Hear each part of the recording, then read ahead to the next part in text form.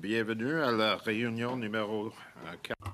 Welcome to meeting number 94 of the House of Commons Standing Committee on Access to Information, Privacy and Ethics.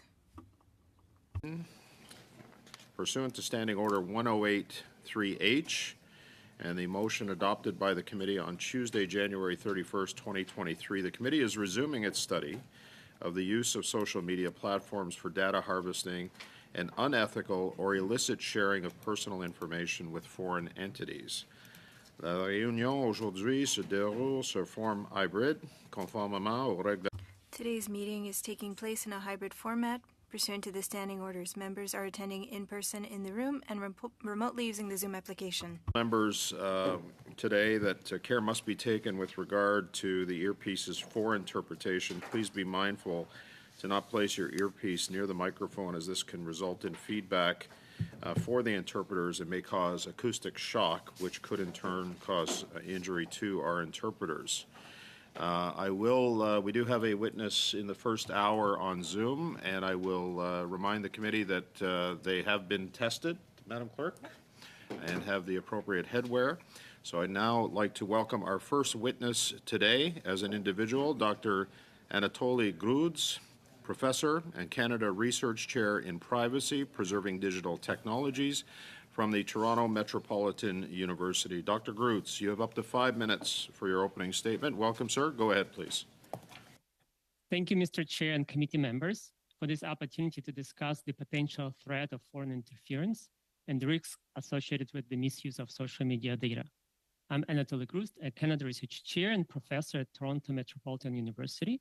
I'm also a co-director of the Social Media Lab, where I study social media's impact on society, information privacy, and the spread of misinformation around conflicts, such as the Russia-Ukraine war.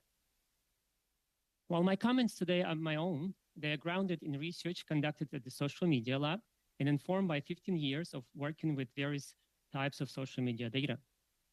As previous witnesses have testified, there are concerns that TikTok could be vulnerable to foreign interference, leading to major implications for our national security and individual privacy. But I would like to point out that a loaded gun is different from a smoking gun. Despite being framed as a national security threat, today there is still no public evidence that the Chinese government has spied on Canadians using a backdoor or privileged access to the TikTok app. That is not to say there is nothing to worry about. There are valid concerns regarding the potential for TikTok and other platforms to be exploited by malicious actors for propaganda and radicalization. For example, Osama bin Laden's 2002 letter to America recently resurfaced on TikTok and was seen by millions. However, these concerns are not limited to any one platform. Rather, they represent broader challenges to the integrity and security of our information environment. As such, we must take a comprehensive approach to address these issues by compelling platforms to commit to the following: adopt the principles of privacy by design and by default, invest in expanding the trust and safety teams, and share data with researchers and journalists. I'll expand each of these points. Teaching digital literacy is important, but it's unfair to place all the responsibilities on individuals. Social media platforms are complex, and algorithms to decide what users see and what they don't see remain black boxes. The only true choice we have is to disconnect from social media. But it's not realistic or practical. As our own research has shown, most Canadians have one or more social media accounts. It's important to shift the focus from individual responsibility to developing strategies that compel companies to implement privacy by design and default. Currently, it's all too common for platforms to collect more data by default than necessary. However, even with privacy protections settings enabled, Canadians may still be vulnerable to malicious and state actors. According to a national survey that our lab released last year, half of Canadians reported encountering pro-Kremlin narratives on social media. This highlights concerns about the reach of foreign propaganda and disinformation in Canada, extending beyond a single platform. In another example, earlier this year, Meta reported a sophisticated influence operation from China that spanned multiple platforms, including Facebook, Twitter, Telegram, and YouTube.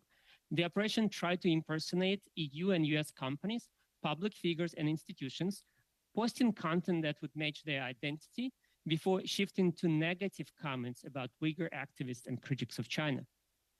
To fight disinformation, platforms should expand their trust and safety teams, partner with fact-checking organizations, and provide access to credible news content. Unfortunately, some platforms like Meta and X are doing the exact opposite. To evaluate how well platforms are combating disinformation, Canada should create an EU-style code of practice on disinformation and a transparency repository that would require large platforms to report regularly on their trust and safety activities in Canada. To further increase transparency and oversight, Canada should mandate data access for researchers and journalists, which is essential to independently direct and detect harmful trends. In the EU, this is achieved through the new Digital Services Act. TikTok currently doesn't provide access to Canadian researchers, but it does so for those who reside in the US and EU. Sadly, TikTok is not alone in this regard. X recently shut down its free data access for researchers. In summary, while it's important to acknowledge the impact of foreign interference on social media, banning a single app may not be effective. It could also undermine trust in government, legitimize censorship, and create an environment for misinformation to thrive. A more nuanced approach should consider the various forms of information and develop strategies to address them directly, whether on TikTok or other platforms. This may involve a wider adoption of privacy by design and default, expanding trust and safety teams in Canada, and compelling platforms to share data with researchers and journalists for greater transparency and independent audit. Thank you. Sorry, thank you, Dr. Grutz. We are going to start our 6-minute rounds. First round of questioning, we're going to go to Mr. Kurek for 6 minutes. Go ahead, sir. Thank you very much, Chair, and thanks, Doctor, for being here with us today and sharing your insights with the committee. And I would just mention as well, we have a short amount of time in how these committees are structured, but please feel free, specifically when it comes to recommendations, to follow up with this committee if there's specific action items that you would recommend and in your expertise. I would, however, you talked about TikTok, the loaded gun versus the smoking gun, and I'm just curious if your research has included anything surrounding WeChat. And I know that there's been reports certainly of a very close association between the ownership structure of WeChat and the communist state in Beijing. I'm wondering if your research has looked into that. Yeah, so thank you for the question. Unfortunately, WeChat, like many other messaging apps, are invisible to most researchers, and the reason being, good reasons. These are usually private conversations, and social media researchers would look at public discourse on public social media platforms. But there are ways platforms can provide more evidence and data to researchers for public groups within those platforms. So unfortunately, we don't have visibility. And so that goes to one of my recommendations that Canada should mandate research access to independent researchers for their data. Okay, thank you for that. Before us play out with the conflict in Israel and Palestine, with the targeting of Israelis and Gazans by the terrorist group Hamas, we're seeing misinformation, disinformation, and being played out in real time. I'm wondering if you've had a chance to follow this, and if you could provide some comments to the committee about the impact that would have, as we've seen the information shared online has contributed to protests that have taken place on the streets of our country. Would there be anything that you could add to that conversation in relation to social media and the larger experience that the Canadians find themselves in? Yes, unfortunately, social media tools, as many previous witnesses reported, are being weaponized by various state actors and other interest groups, and they are well too accessible to the public and trying to shape public's opinions. In some cases, we hear reports about large automated, bot networks.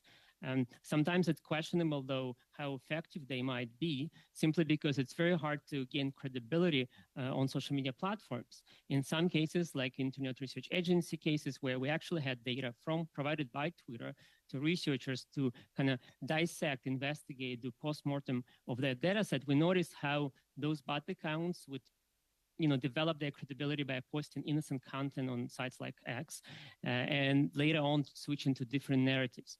So this is to say that the state actors are using social media platforms across the board to shape our narratives and how we view it, but they also tap into our divisions and political polarization. And that could be done covertly or overtly. Last year, for example, the Twitter account for the Russian embassy in Ottawa has been tweeting anti-LGBTQ message on their platform, and that was not hidden; it was explicit. And when they would be speaking to that group of individuals in this country who might be already subscribed to some of those views. So this is a bit longer answer, but I think we do see impact, whether it's direct or indirect. State actors trying to impact narratives and influence opinions. We also, okay, go ahead. Continue that. Thanks, and I hate to cut you off, but we only have limited time here. So it's interesting you bring that up. I know we addressed, and a number of other committees as well addressed foreign election interference, and the use of social media was a key part of that. And certainly, if you have further comments, I would invite you to send them to the committee. I do want to, though, if I could, there's a little bit of a gray area. We had TikTok before this committee, and they said, privacy is great. All they require is basic information and their settings that are set up for kids. And I'm paraphrasing, obviously, but very few people read the entirety of terms and conditions. Very few people understand what information is being explicitly provided.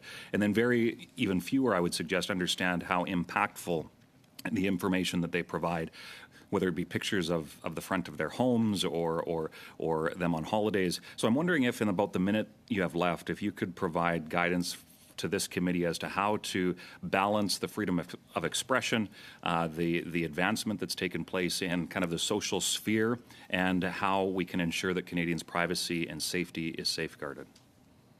It goes to my point about privacy, not just by design, by default. When I installed TikTok app on my phone just the other day, I did not even create an account, and they already started tracking and sent 102 requests for information like my battery life, my device ID, and such and so. I don't even have an account. Why do they need that information? So one way to address it is to go for platforms, marketplaces that host this type of applications, because they are the ones who approve this type of applications. But going back to your point about long terms of services, it is a problem. One initiative that I really like, it's called Terms of Service. Didn't read. It's a community-driven initiative, has been around for 10 years. And so they rate different terms of service for digital providers, including social media platforms. And they rate it as E. This is the lowest grade for all major social media platforms. So not just TikTok, but that E, A is the greatest, E is the lowest, was assigned for, Yeah, thank you, Dr. Gruz. Mr. Kirk, Ms. Khalid, 6 minutes. Go ahead. Thank you very much, Chair, and thank you, Mr. Gruz, for coming in today. I really appreciate your time. I'll start by kind of continuing what Mr. Kirk had kind of led down. Now, just in context with the Israel-Palestine war, we've seen Canadians, especially young people, being targeted for posting their views online to the point where their employment is impacted, their education is impacted, and kind of a grouping culture online, regardless of which side of the issue they're on, and online targeting of individuals for expressing their views.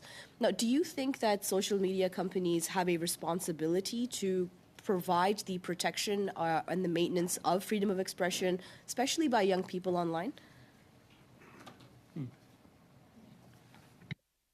So the reason I pose, because it goes hand in hand to what type of influence content individuals are consuming on these platforms that would trigger or lead them to certain expressions. And one of the concerns that we observed over the years and when conducting surveys with Canadians is that more and more of us turning to social media for information about conflicts like the war in Ukraine, like the war in Palestine. So what happened is that what if there are no credible news organizations that provide that context? And so the reactions that you see quite often on social media platforms are driven by the influencer content that spin the, provide the news.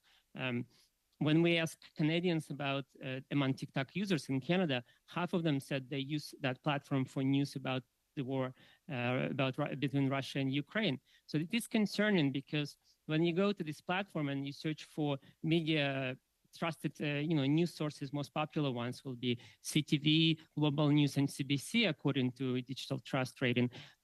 They have number of followers in 160, 150K, and they cannot compete with those influencer content. So the freedom of speech is important, but it's just as important to make sure that when our citizens, Canadians, are participating in those platforms, they have credible access to credible information when they react to it online.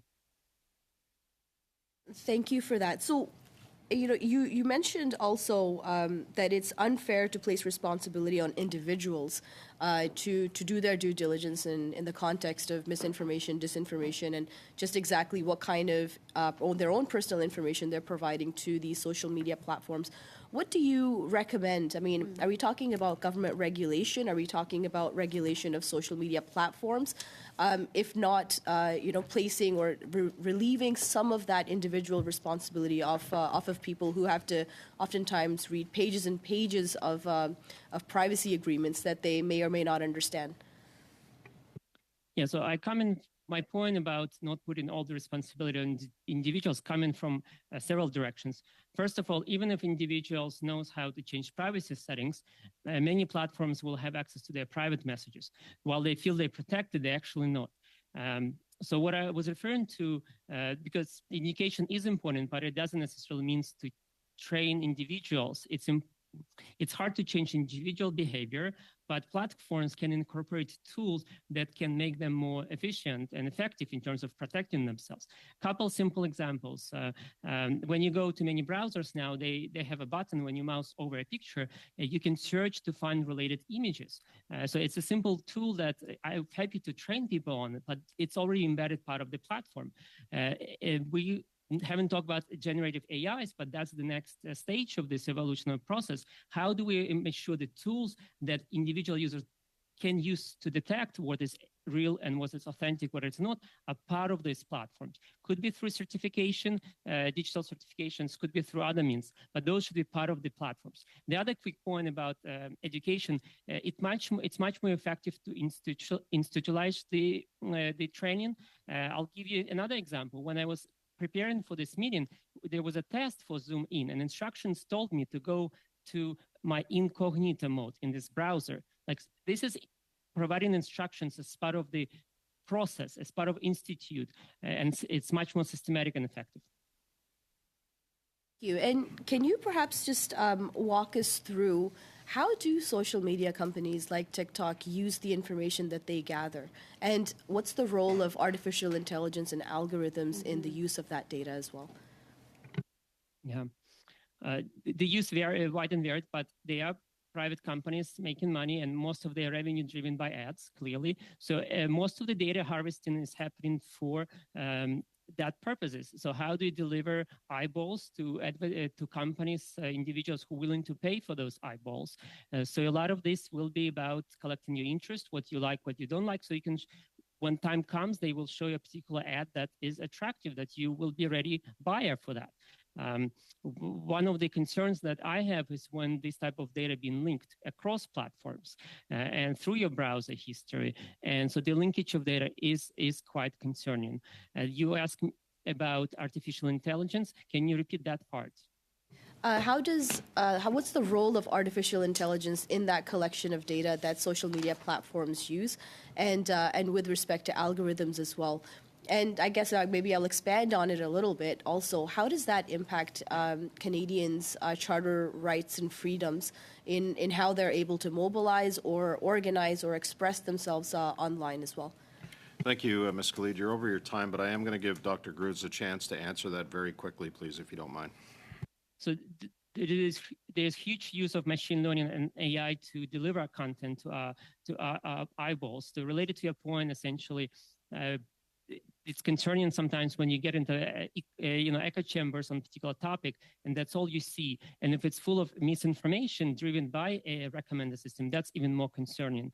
I probably don't have time, but I can expand on that later. Thank you, Dr. Groots. Monsieur Villemure, pour 6 minutes. Dr. Groots, just want to make sure. You have 6 minutes. On your translation. Allez, Monsieur Villemure, pour 6 minutes, s'il vous plaît. Monsieur Villemure, you have 6 minutes. Thank you very much. I'm very happy to hear from someone who has such an impressive CV like yours. I have a simple question. In your view, you talked about the digital trust rating, and what would be the ethical concern of social media platforms? Important ou faible? Is it significant? When you're referring to digital trust rating, are you referring to assigned to people, users, or the platform themselves? Je vais plutôt reposer ma question. I'll reformulate. Do you believe that social media platforms are preoccupied by ethical matters, and should it be important? That goes directly to my point about expanding, not reducing the trust and safety departments. Essentially, that's the branch of large major social media companies that actually always see in the content moderation that harmful content, problematic content will not get the audience it was seeking. Unfortunately, we hear in news these departments are being shrinked. Trust and safety teams are being left out, and some of the initiatives that were started a while back discontinue. So it is a concerning, and it does signal that maybe that area is not as important because it can be easily cut when there's a need for revenue. Nous semble, quand on regarde les politiques des compagnies, When we look at the minimum requirement for companies, they seem to really do only the minimum. And what will be the impact on social media of generative AI? What can we expect? So we can clearly see a confusion in the future between what's authentic, what it's not. Right now, we're not at that stage. In fact, a number of studies that I've seen, when they ask human participants whether or not they recognize some of the deep fakes and other artificial intelligence created artifacts, humans still can recognize it. But we also see time in near future where it will be much harder to differentiate between generative AI content and authentic content, or both. So I think that's where the next battle is. And we see some platforms exploring the option requiring their content creators to first disclose whether any generative AI tools were used to produce that content. That's an important step. The next step is perhaps to do some kind of digital certification of watermark of the content that we actually know how it was created. Not enrolled with generative AI, but if it's used for malicious purposes, the content that it may create, that's of course problematic. Croyez-vous que l'utilisation de Do you believe that the use of generative AI on social media platforms will make truth less clear and make it very difficult to build trust with these different platforms? Exactly right. It's about the trust between the content, the particular topic, and sometimes it's just enough to create confusion. So if you have a state actor who may not be able to convince us here in Canada of certain narratives, but it's maybe just enough to put some confusion. We see a lot of, so in my research, I focus a lot on Kremlin propaganda, and we see that strategy is being used a lot. Est-ce que, comment dire, Have you assessed the arrival of Q-Star in social media? We know that it's at its beginnings, but do you have any information on that? Any concerns to share with us? Can you expand and maybe provide a bit of context? Le dernier projet de OpenAI. The last project by OpenAI is called QStar. And with OpenAI, it would make the use of technology dangerous. Well, any unregulated use of AI perhaps can be misused in the future. So I think right now we're in this wild, wild west territory where a lot of wrong steps will be made and companies will try to innovate and bad actors will misuse the technology. So I'm glad this committee trying to look and maybe other committees as well into this issue. It is right now wild, wild west. It is concerning, but as any tools, it can be used for educational as well as nefarious purposes. Un marteau peut frapper un clou, peut également. You can use a hammer to hit a nail or to kill someone. Yeah, I get what you mean. We'll talk a lot about TikTok today, but perhaps there are social media from other countries that we could hear about in Pakistan, Iran. What are other social media platforms that we should perhaps focus on? So at the Social Media Lab, we conduct every 2 years the State of Social Media report, and we ask Canadians what platforms they are using. And so certainly most of the top 9 platforms would be North American, US-based, except TikTok is fastest growing platform, around 1/3 of Canadians using it. The other platform, it hasn't reached 10% adoption rate in Canada, but Telegram is being adopted quite widely around the world. And in fact, the rating, terms of service rating I mentioned, interestingly rated as B, so it's quite high versus E with the rest of the platform. So while it's privacy friendly or conscious for users, it's full of Kremlin's propaganda discourse. So you kind of pick your poison, unfortunately. And so I would definitely keep an eye on Telegram and a lot of messaging types of apps. I had a question earlier about WeChat and such. Those are really hard to study. Anything that this committee can help to mandate, platforms to share insights on those platforms, at least public groups where most of that originates or propagates, that would be very helpful going forward. Thank you, Dr. Groot. Merci, Monsieur Villemere. Mr. Green, 6 minutes. Go ahead. Thank you very much. And I believe in your opening remarks, sir, you had mentioned the efficacy or the rationale about targeting one platform. And I think you've just dealt with some of that in Mr. Villemere's remarks around, looking at these as tools. And I've heard you say multiple times about Kremlin propaganda being present. But I want to be clear, across all regions, east, west, north, south, would you not agree that all countries, including Western European countries, utilize propaganda, be they state actors or private interests, use these platforms for nefarious purposes? In fact, we see that's happening across the board. The case I mentioned earlier that was found by Meta, it was quite sophisticated information operation run through multiple platforms, not just a single platform. In fact, that campaign included an element where fake websites were created. And of course, with generative AI, it's quite easy to create something like that. So essentially, you create fake content that looks like a news organization, and then use social media to get eyeballs to that content, or use targeted advertisement to get eyeballs. So I think state actors would use any tools available, and any social media platforms that are popular in Canada would be a target. And so it'd be your assertion, of course, logic would follow that this study should be dealing with all platforms in all regions, including all actors, both those that are deemed Western friendly or more authoritarian regimes that might be around the world. Would that be a safe assumption that you would support a broad look at all studies, at all platforms?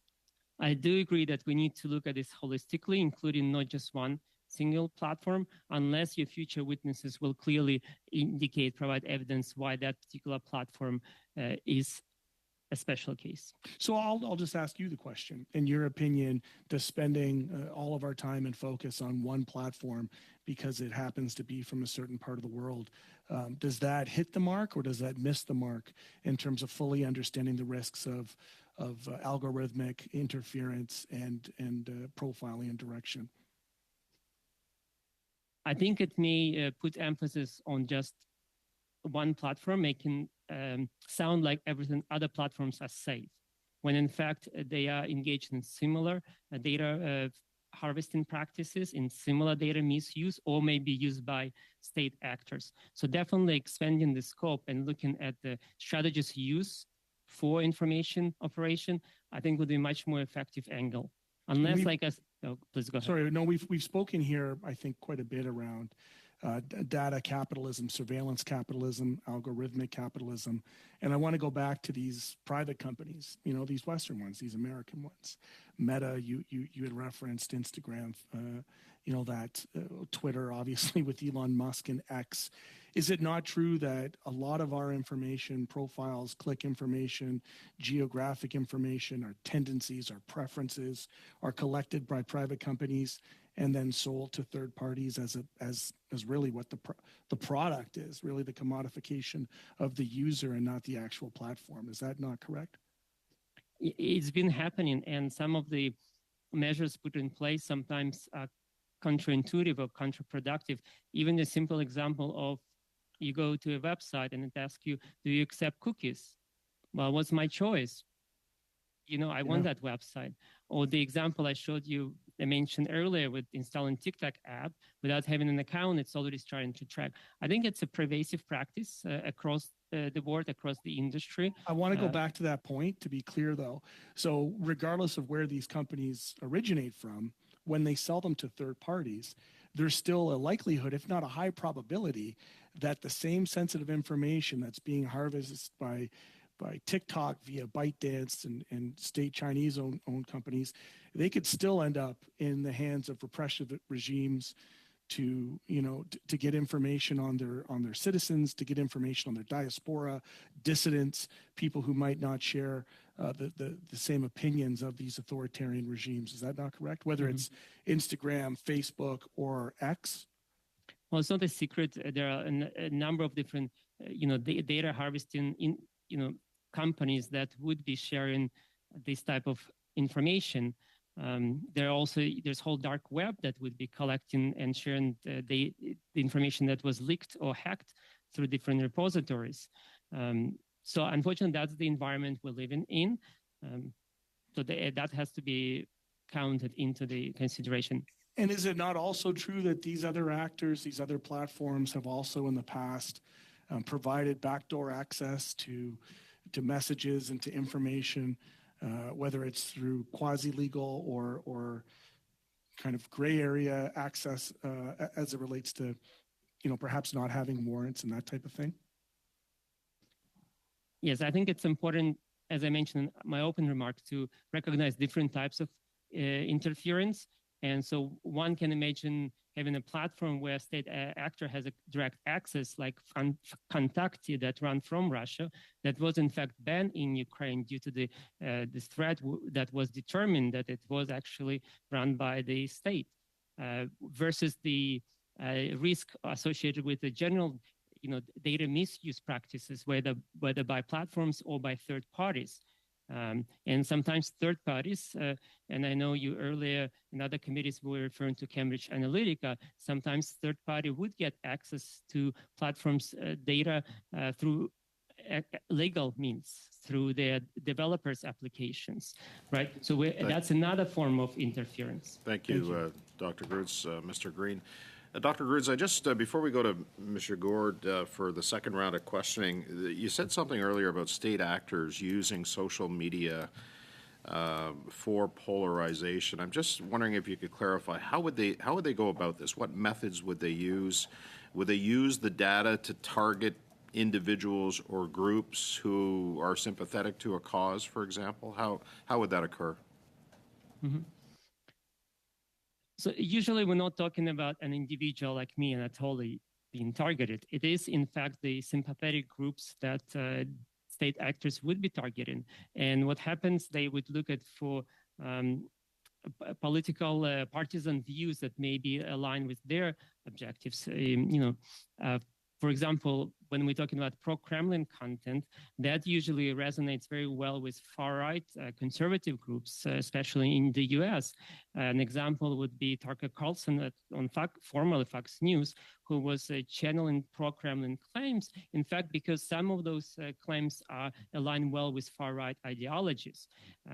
So earlier I mentioned that while the state actors may create bot networks, and they did, if those accounts don't have credibility, they probably will not impact individuals or groups. So it's the goal of that campaign to impact somebody in power, either influencer on TikTok or a politician running for an office and using microphone to kind of usefully sharing the same narratives or such. Thank you, Dr. Gruz. Monsieur Gould, pour 5 minutes, s'il vous plaît. Monsieur Gould, you have 5 minutes. Thank you, Mr. Chair. I would like to come back to artificial intelligence. It's a very high-performing tool that is being used in apps to study us, unfortunately. And this tool is increasing the transfer of information and its profiling Canadians. Can this become a weapon to be used against Canadians for somebody who's being profiled? The question is a little bit broad, but I'll try to contextualize it. When we're talking about specifically generative AI tools, the concern for me from the data privacy perspective would be that Canadians go to websites like, ChatGPT, and they will type their private and personal information into the window without realizing that all that data, they actually consenting to that data to be used for future training. And they don't know whether that content will be spit out in somebody else's screen. So I think that would be one form of concern.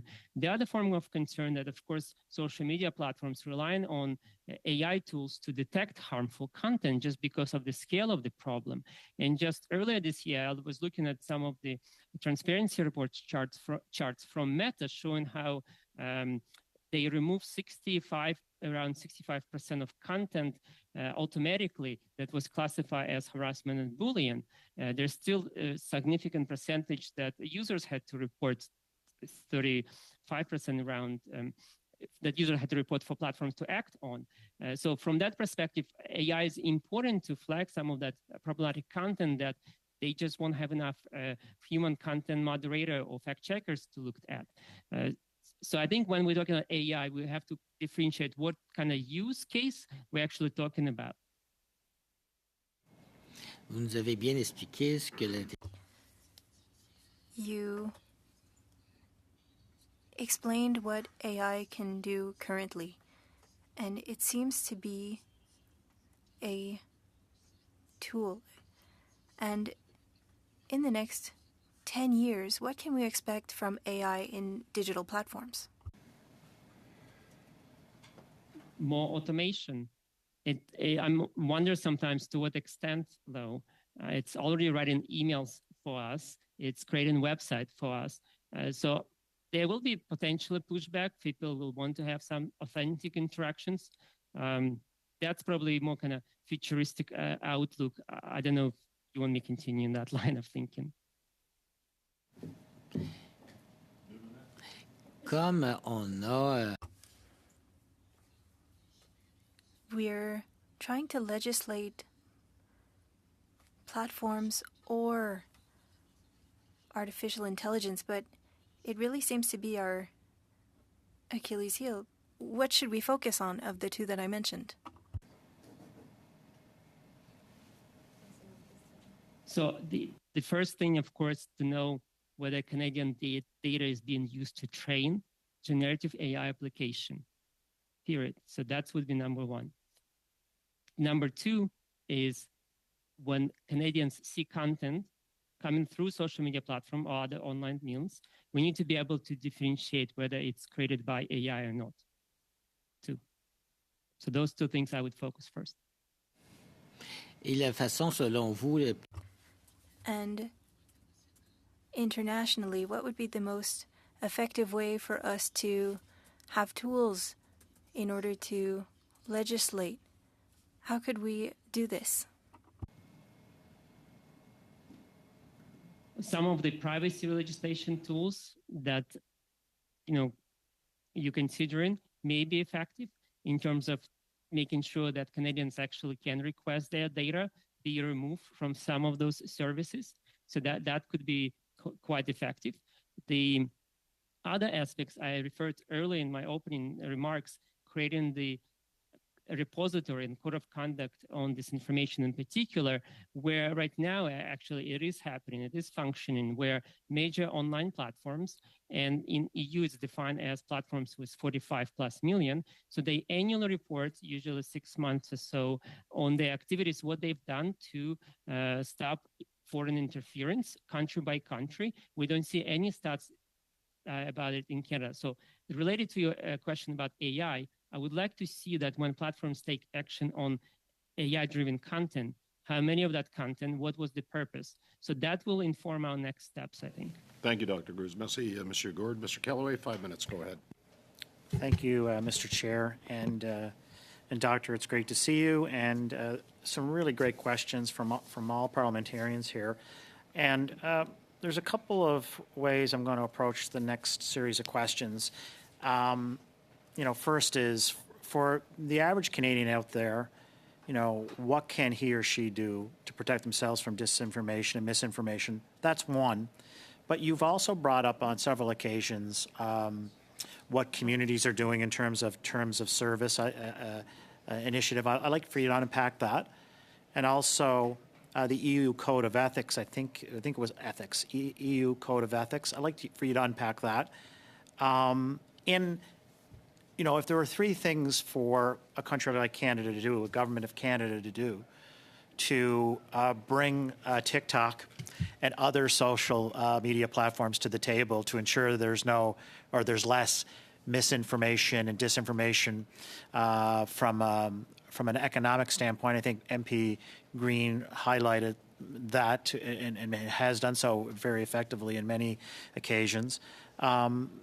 Misinformation and disinformation domestically, but also internationally. So those would be the series of questions I can have, and I can unpack those as you go.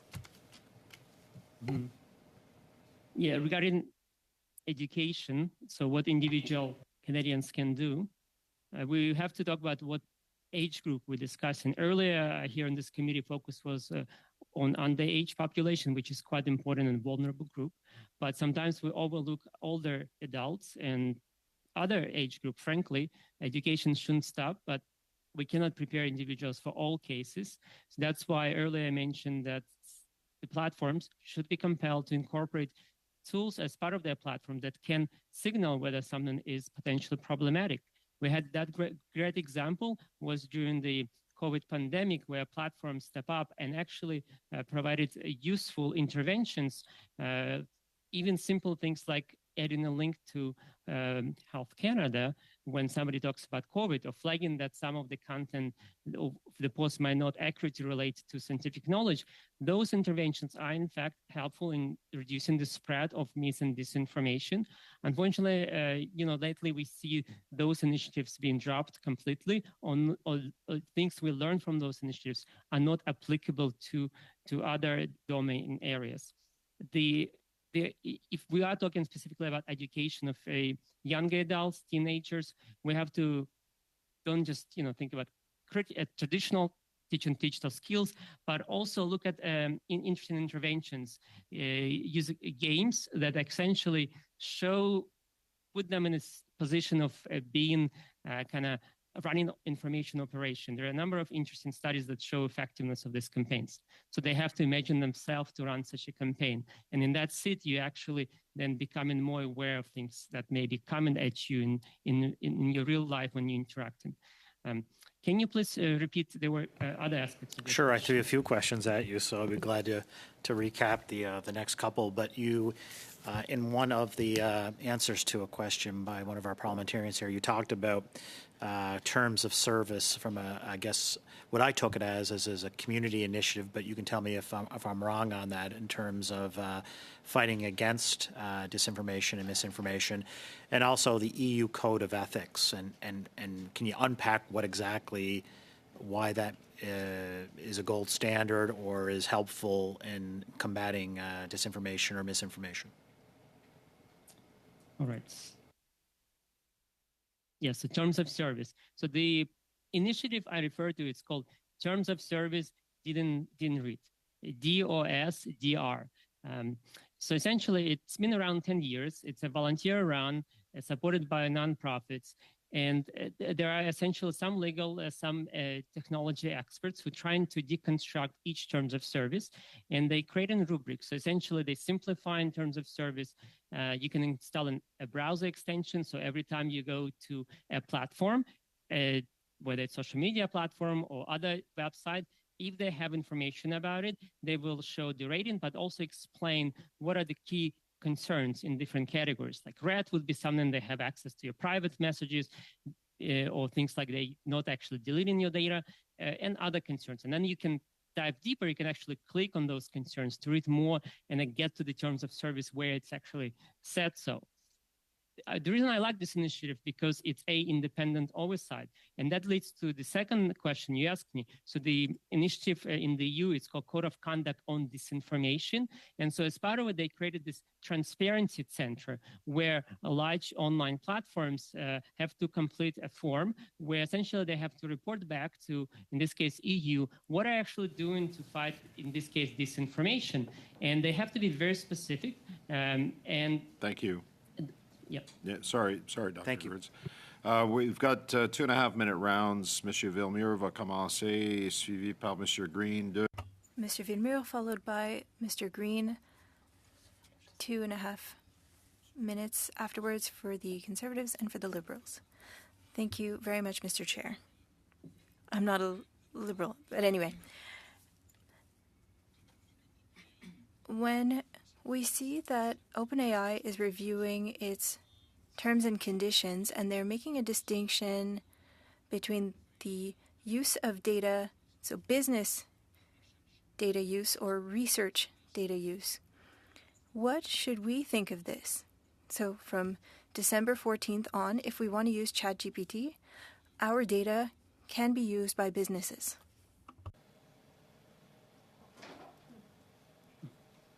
Well, this is a tricky question because for any startup, the research use potentially will lead to business use cases.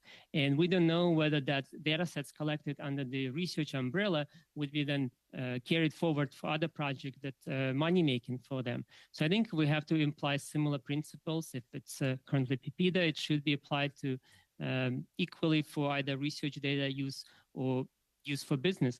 The only research exception I would make essentially for independent vetted researchers and journalists, and that actually goes to earlier questions. What can we do? So mandating access to that type of data that companies already collecting so that you have more independent audit of that data. And those things can be done. The platforms will tell you because of privacy concerns or IP, we cannot share data with researchers. I heard so many times that was said.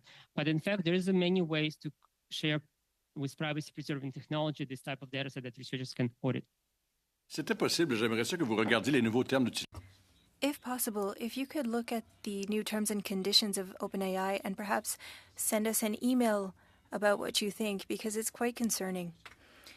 You talked about a few applications, Telegram and WeChat, and when we look at these apps, these messaging apps, and some of us use messaging apps, what's the safest one? What should we use, and what should we do? Well, the safest is to disconnect from social media and internet, but it's not an option as we discussed. But all seriously, we really have to consider whether a messaging app is using encryption and the type of encryption that platforms don't actually have access to. And that's something that should be spelled out in any messaging app. If messaging app have access to your messages, private messages, I would not use it. It's very problematic. Thank you, Dr. Groots. Sage advice. Mr. Green, 2.5 minutes. Go ahead, please. Thank you very much, Mr. Chair, and thank you for your testimony. I'm finding it very helpful. We're in a unique opportunity. We have the former president of the Treasury Board here on committee now. We know that the decision to ban TikTok was one that was made by the Chief Information Officer, whom we'll have before committee. We have heard in previous testimonies from CSIS and from our communication security establishment that they provided advice to the Chief Information Officer. Wouldn't get into what the details were of their advice, but they provided advice, and ultimately the decision back in February, I believe the 27th, was to ban this from the government devices. And so I would give you this opportunity, sir, with your subject matter expertise. If you were advising the Chief Information Officer under this proposed ban of TikTok, what advice would you give them, and what other areas or topics might you have covered? Yeah, so I heard that testimony, and I think the reference was it was something that an acceptable level of risk reference in that recommendation. And that's all we know at this point, and I hope your next witness will be able to give you a bit more insights. In the public domain, we don't have that any more than that, what we just said. I'm talking about information that you as a subject matter expert would provide to the CEIO on the topic of social media platforms and the issues around privacy and access to information on government devices. What information would you give them, knowing what platforms can do and where the focus should be? If the recommendation is regarding user data privacy, we should treat all large social media platforms, large or small, equally. So, and then we have to audit them in the same way. So that would be my advice. Banning one platform, I'd mentioned in opening remarks, unless there's some clear evidence of some malicious act by state actors through backdoors. If we were just without that, by banning it, we undermine, our democratic processes, really. And it creates perception of politicization of this topic. What happens if another platform or new evidence arises where, in fact, the state actor had backdoor access? And then will our citizens trust that new decision? That's very important. I want to thank you for taking the time to be here, and I would like to invite you in my last 10 seconds that if there's anything else that you see from other testimony, things that you might want to add some light to, you're always welcome to provide any additional comments in writing to this committee for our consideration at the report stage. Thank you very much. Thank you. Thank you, Mr. Green. Dr. Groots, Mr. Barrett, 2.5 minutes. Thanks, Chair. Doctor, what would you say with respect to protection of minors and use of social media and all of the various applications to having a requirement for the companies that operate the app stores like the Apple App Store and the Google Play Store to require that an adult, ideally a parent, but an adult approve all downloads for individuals under the age of 16 years old? I think it's good parenting advice. In my work, I focus more on adult population, 18 plus, so I probably won't be able to get into more details than it is. My only concern is that the supervising adult might not be or be able to actually figure out whether something is malicious or not. So I think it's the responsibility for those stores that you're referring to vet platforms that they host. Yeah, and I think that that dual obligation, of course, for the platforming of the application by the App Store, but also for the responsible adult in a minor's life to be required. So I appreciate you're saying that it's good parenting advice. I think that it's also potentially good public policy, and that's what I'm looking to find out, because how pervasive the messages are, especially when they're sponsored by foreign state actors or malicious actors or predators. I think our children, are at significant risk in the current setup and their ability to access this information. So thanks for your feedback on that. Thanks, Chair. Thank you, Can I Mr. just Barrett. quickly add? Nope. Sir, did you have something you wanted to say in 20 seconds? Yeah, just about parents. We're assuming they're knowledgeable adults. So it goes to my point about not putting too much emphasis on individual responsibilities, but platforms have to play the role. Kids might have second devices. Yeah. Madame Fortier, 2.5 minutes. Merci, Monsieur le Président. Thank you, Mr. Chair. Here today. And at our committee on October 18th, we had appeared and before us David Lieber, head of Privacy Public for the Americas. And he stated that Canadian data is stored in the United States, in Singapore, and in Malaysia. And that's where the servers are located. Does this raise any flags for you, and can you maybe comment on that statement in general? So, well, first of all, I don't have capacity to independently verify where the data is in fact stored. So that's a public statement. Knowing how interconnected our online systems are, we would want to see some kind of audit where it actually goes. We did talk about AI. A lot of it, I'll explain why it's relevant. A lot of social media platforms to innovate and other online services, they will incorporate APIs, so essentially access to artificial intelligence applications to maybe improve recommendations. So essentially, there may be cases where the data is leaving those servers. And so that's why it's sometimes hard to be definitive. And platforms like TikTok and others have partners, and they do share data and enhance each other's services. And because there's about a minute left, maybe you can finish your answer from the other questions that you received. I know you might want to share with us other thoughts before we close.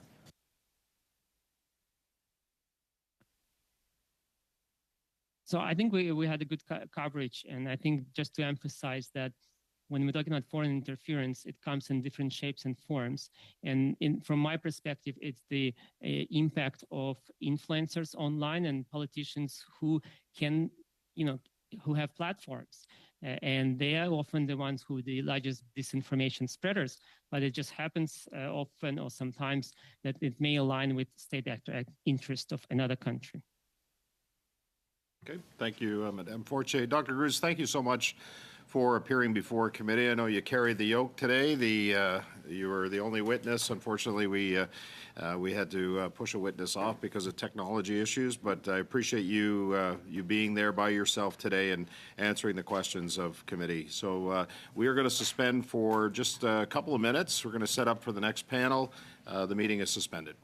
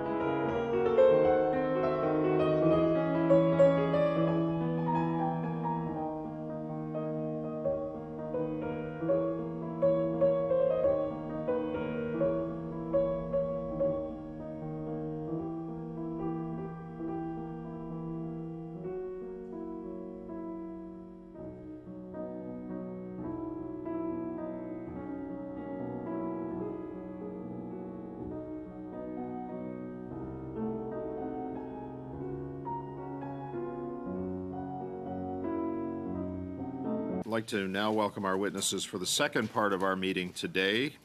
First of all, from the Royal Canadian Mounted Police, got Deputy Commander Brian Larkin, who is Specialized Policing Services. Welcome, Deputy Commander. And Brigitte Gauvin, who's the Acting Assistant Commissioner, Federal Policing, National Security. Also with us today from the Treasury Board Secretariat is Catherine Luello, Deputy Minister and Chief Information Officer. Now, I understand, Deputy Commander Larkin, that you do have an opening statement. Just confirming, Ms. Luello, that you do not have an opening statement, correct? I have a few comments I'd like to make, but I'll keep it brief. Fine, I'll come to you after Mr. Larkin, okay? Go ahead, sir. You've got 5 minutes to address the committee. Thank you so much. Bonjour, Monsieur Président, honorable Hello, Mr. Chair. the committee, members of the committee. My name is Brian Larkin, the Deputy Commissioner of the Specialized Policing, joined by Assistant Commissioner Brigitte Gauvin. First, I would like to thank all of you for the opportunity to discuss the issue. The exploitation of the personal data of Canadian by foreign actors and the Commission of Crimes in the digital space are the highest priority and one of our key mandates of the Royal Canadian Mounted Police. Foreign interference affects every aspect of our lives, from the foundations of our democracy, our economic prosperity, to the critical infrastructures essential to our well-being and the fundamental rights and values that define us as a society. It is a multi-layered threat, with foreign actors seeking to advance their objectives in a myriad of ways, including those state-backed harassment, intimidation of individuals and communities here across Canada. Make no mistake, foreign governments are leveraging data harvested through popular social media platforms to profile individuals and conduct misinformation, disinformation campaigns within Canada. Among other threat activities, online data is also being used to identify and repress political dissidents who seek refuge in Canada. Foreign interference actors are also making nefarious linkages to criminal organizations which facilitate the commission of and profit from illicit activities such as online fraud, cyber espionage, child exploitation, and intellectual property theft. With these considerations in mind, today we will briefly cover the RCMP's role in contributing to the protection of all Canadians from foreign interference in the cyber realm. As Canada's national police force, the RCMP is mandated to investigate criminal activity related to serious and organized crime as well as national security, which include instances of foreign interference conducted through online means. Through our National Cybercrime Coordination Centre, the RCMP works with all law enforcement and other partners, including the Canadian Anti-Fraud Centre, to help reduce the threat, impact, and victimization from cybercrime within Canada. In 2022, more than 30,000 reports of cyber-enabled fraud and scams had a 35% nexus to social media platforms. We also work closely with police services across our country, as they are often the first law enforcement entities to learn about state-backed cybercriminal activities targeted at Canadians. While the RCMP is investigating cyber threats and actors, Canadians also need to recognize the dangers as well as the impact of online activity. In particular, it's critical for all of us to understand that everything we share is collected and stored on servers, often located outside our national borders, where privacy rights may not have the same meaning as they do here. In essence, we leave a digital footprint across the nation. In some foreign jurisdictions, national security laws oblige social media companies to share this personal data collected from international users with local governments. This data is then used to harass, coerce, and/or threaten dissenting voices, political leaderships, as well as our diverse communities abroad, and/or they facilitate cyber criminal activities. Youth are particularly vulnerable. They're vulnerable to cybercrime. They tend to trust in the digital environment without fully grasping the risk associated with the digital platforms. Their extensive use of social media platforms, coupled with the tendency to overshare personal information, makes them particularly attractive to target for cyber criminals. Our National Youth Services are engaged and educate young people about online safety through collaboration with school resource officers and various organizations. Additionally, the RCMP is committed and continues to work with our diverse communities and newcomers to provide them with information, including safety tips, as well as recognizing fraudulent calls and phishing scams. NC3, our Cyber Coordination Centre, and our Anti-Fraud Centre are also engaged in the Government of Canada's Get Cyber Safe Public Awareness campaign. This aims to inform all Canadians, including youth, about cyber threats as well as prevention. The RCMP also produces operational bulletins and reporting tools for frontline police officers, strategic partners, and the public, with the goal of increasing reporting on federal crimes and engaging with those culturally diverse communities. The protection of Canada and the safety of its citizens and residents is paramount to the RCMP. It will be important for all aspects of society to work together to protect against foreign interference in this space. Merci beaucoup, and thank you. Thank you, Deputy Commissioner Larkin. Ms. Luello, go ahead for up to 5 minutes, please. Thank you very much. I only intend to take a couple minutes. I want to leave as much time for the committee to ask any questions they may have about this important topic. Thank you for having me today virtually. I think the Deputy Commissioner outlined a number of things very well. I thought maybe I'd just take a minute to situate my role. So as the Chief Information Officer of Canada, it's my accountability to ensure that we have got clear rules and guidelines around the usage of Government of Canada devices, and that's the preview of which I made the decision for TikTok. When we're looking at making decisions around what acceptable use is in government devices, we balance a whole bunch of things, including things like privacy, what is acceptable use in business environments, as well as cost. So all of these things go into deciding what we allow on devices. And I think maybe just as a last comment, it would be my best advice that we continue to tighten our environment of the use of Government of Canada devices. We have a fairly open environment where about 90% of Government of Canada devices allow downloads of whichever the user would like. We have partitioned devices, some for business and some for personal use on one common device. And in my experience from private sector, that's not usual. So it would be my, again, advice and the direction that I've been moving the organization to further tighten that environment. So we balance out the use of devices for government business and government business alone. And in doing so, we're going to have a knock-on effect that's going to, I think, better protect the privacy of our information. So I look forward to your questions, and I will pass it back to you to allow as much time as possible for that. Thank you. And we appreciate that, Ms. Luello. We're going to start with our first 6 minutes rounds, and I've got Mr. Brock for 6 minutes. Go ahead, sir. Thank you, Chair. Thank you to the witnesses for your attendance today. With time permitting, I will circle back to the focus of this meeting, that being social media and foreign interference. But there's another pressing issue that Canadians want answers to. And Deputy Commissioner Larkin, all my questions will be directed towards you. You'll agree that there are basic legal tenets under criminal law, namely that ignorance of the law is no excuse, that every Canadian is certainly not above the law. That includes all members of Parliament and the Prime Minister himself. Would you agree with that? Through you, Mr. Chair, that's the foundation of democracy and the democratic institutions that we provide support to and enforce the Criminal Code of Canada and other jurisdictional laws such as provincial and or municipal. Thank you. And notwithstanding that no sitting Prime Minister has ever been criminally charged with an offence under the Criminal Code of Canada and or convicted of a criminal offence, if your service, if the RCMP service had reasonable and probable grounds to believe that Prime Minister Justin Trudeau had committed a criminal offence, the service would charge accordingly. Chair? Isn't that correct? Point of order, please. Okay, we've got a point of order. Go ahead. Well, I understand we have guests today to discuss a topic that we have in front of us, and I think that we should go on topic and not go out of topic. So I would appreciate, Mr. Chair, if we can go on the topic of the study that we have right now. Mr. Brock is an experienced litigator.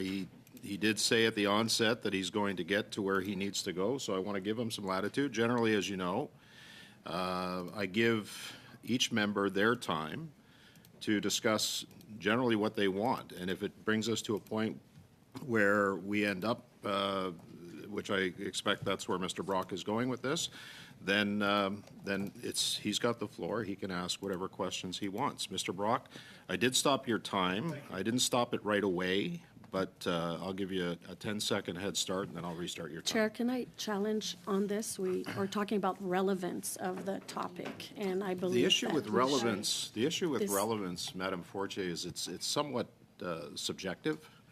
You know, It's Mr. subjective Brock, when we're in a committee talking about social media study, and we're talking about the Prime Minister at this time. So I think that maybe we should come back to the relevance of this topic that we have in front of us as a study. Mr. Brock, you have the floor. I expect that you're going to get to a point where you need to go. Relevancy will be established if I'm not interrupted by Liberal members. Okay. Thank you, Chair. Thank you.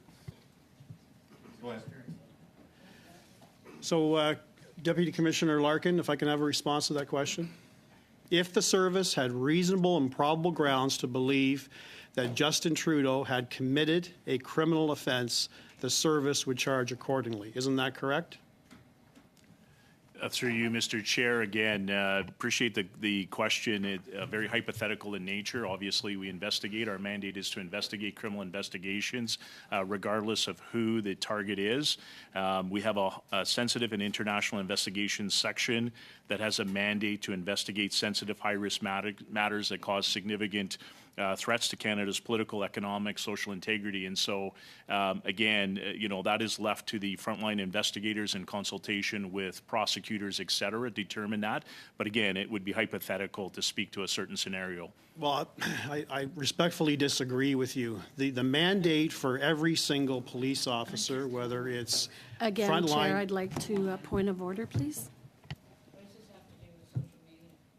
Okay, what's your point of order again? The same as I mentioned And as I earlier, said- the relevance as I of said, this is unfortunately under the topic, Chair, and I challenge the fact that we should be really focusing on this study today, which is not, unfortunately, what is not MP Brock doing. So the relevance should be stated, and we should go back to the topic that we have in front of us.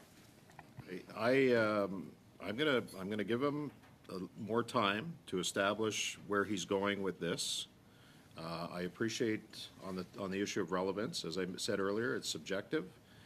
Mr. Brock has indicated that he's going to go to social media, and I expect that that's going to happen. Go ahead, Mr. Brock. So I'm going to circle back with respect to Deputy Commissioner Larkin. It's a hypothetical, but I think it's a question that's easily answerable, because every single police unit in this country, you'd agree with me, has a singular threshold, a singular legal threshold to lay a charge as simple as mischief or shoplifting, all the way to homicide. And that is, does the service have reasonable and probable grounds to believe an offense has been committed? You'd agree with me, sir, that is the legal threshold for policing in this country.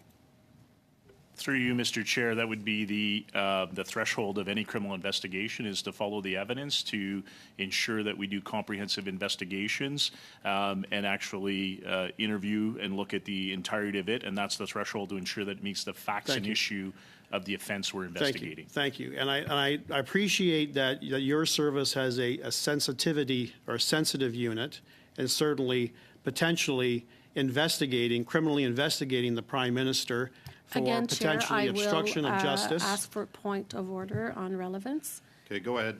And again, Chair, he said it at the beginning. MP Brock said that he would be not in line with questioning on this study. So I would just like to bring it back to this study that we have at this time. It would be very appreciated that we can focus on, as you know, we've been trying to focus on this study for a long time. We have great guests here that can answer many questions. At another time, if the MP wants to discuss another study, but today is off relevance this time. Thank you, Madam Fortier. On that Can I point, respond? on that point of order, Yeah. go ahead. So if Ms. Fortier and any member of the Liberal bench wish to continue to point of order my questions before the question is even put to the witness, then we are defeating the purpose by which we are here. Now, I hear from Ms. Fortier that she wants to deal with questions surrounding social media and foreign interference. And if she continues to interrupt me, and she and her colleagues continue to interrupt me, then there's going to be very little time for them to have the opportunity to deal with what they believe to be relevant questions. And I agree with you, Chair. Relevancy is a very subjective art. And I stated at the outset, with time permitting, I will be circling back to the content matter of this meeting. Okay. But I object to this constant interference by these Liberal, and they're laughing. Yeah, you laugh all you want, Carolyn Bennett, because it's not funny to Canadians, sir. Mr. Brock, I'm going to ask that you continue. You said you were going to deal with the subject matter at hand. I'm going to ask in the 2 minutes that you have left, 2 minutes and 10 seconds that you have left, that you go in that direction. Thank you, sir. So, Officer Larkin, my apologies, Deputy Commissioner Larkin. I think what we were getting at before I was interrupted now a third time is this whole concept about a legal threshold. And notwithstanding that no Prime Minister has ever been charged criminally, but in relation to the RCMP investigation, which is no secret to the Liberal bench. Point of order again, no secret. Mr. Chair. Point of order on irrelevance. You were pretty clear that we were going to be talking about the current study, and I haven't really seen in the introduction that we are going there. Therefore, before our guests have to answer questions, I think it would be great for having the relevance of this study again.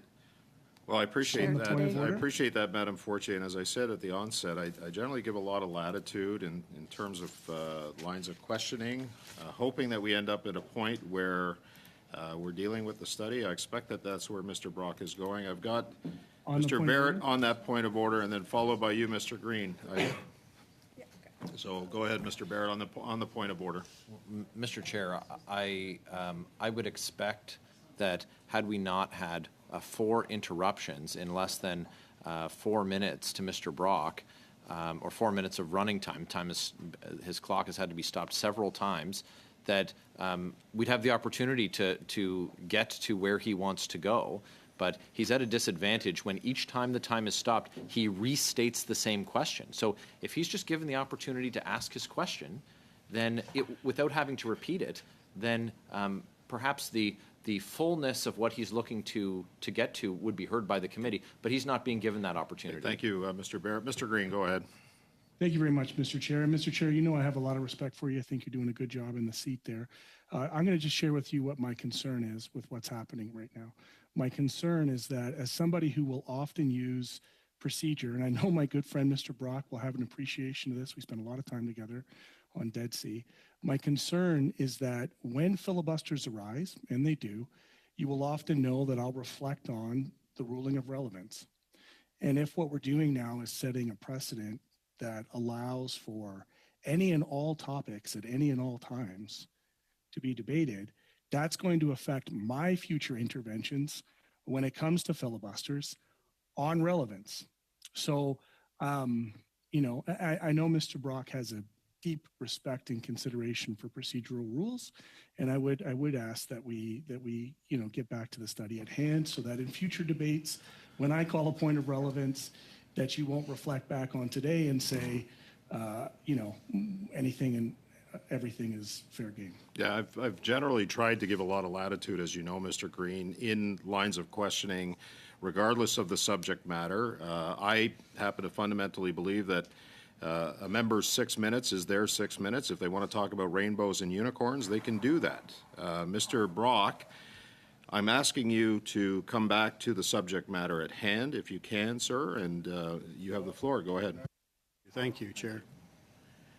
For a minute and 40 seconds. So again, Deputy Commissioner Larkin, hopefully I can get this question out.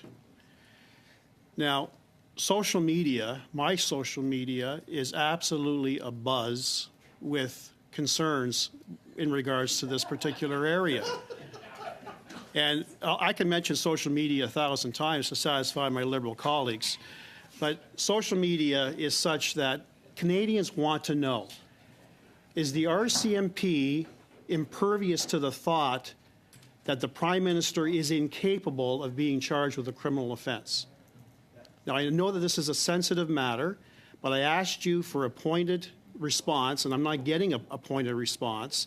If the RCMP had reasonable and probable grounds to believe that our Prime Minister, Justin Trudeau, had been involved in a criminal offense, which is your legal threshold, reasonable and probable grounds, that you consulted with the appropriate legal authorities, you consulted with the Department of Justice, you consulted with provincial and territorial crown attorneys. If they gave you the green light that the facts and the evidence was there, that your legal threshold was met, can you advise Canadians that in that hypothetical you could charge the Prime Minister, Justin Trudeau, with a criminal offense? Yes or no, sir? In 20 seconds. Point of order on relevance again. Just, Point of order on relevance again. Relevance Chair. is subjective. But Mr. Larkin, you've got 20 seconds to answer that question if you want. Thank you. Through you, Mr. Chair, to Mr. Brock, again, hypothetical scenario, but regardless of who the suspect is, we follow the legal threshold. We're true to our oath, and we would actually follow the evidence of any criminal investigation, and that's our mandate. So thank you.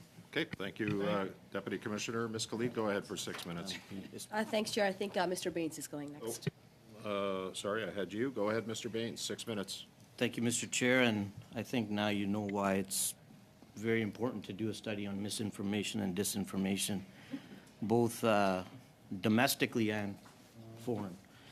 And a big worry for me, you know, I'm a father of a 15-year-old and a 12-year-old, so, you know, this is a generational risk that we're trying to find out how we can alleviate some of the concerns that we all have.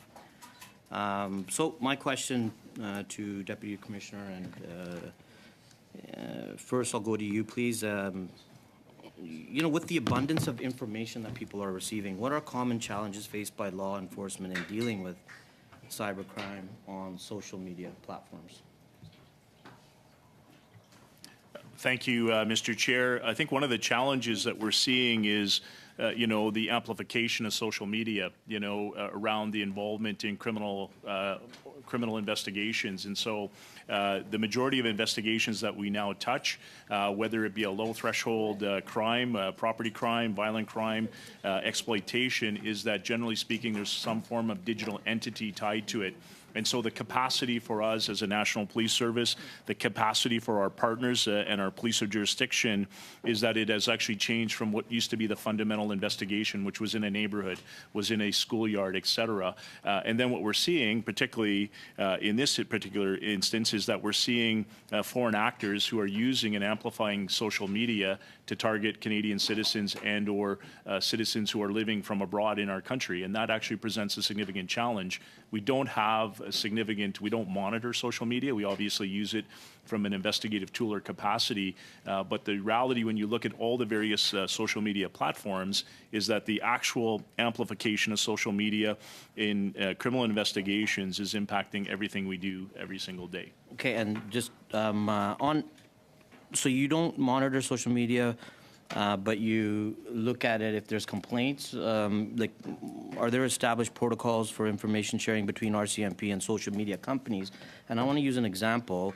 On X, a major of the Indian Army tweeted. It's been a long time coming since referenced a murder victim here in Canada was condemned to hell. Time has come to eliminate a few more. So that's a foreign major of an Indian Army making that statement on Twitter, what is now known as X. So what have you established with social media companies allowing that kind of threat? Through you, Mr. Chair. So again, to clarify, we obviously, you don't actively monitor social media, but however, we do use it as a part of our investigations through open source information.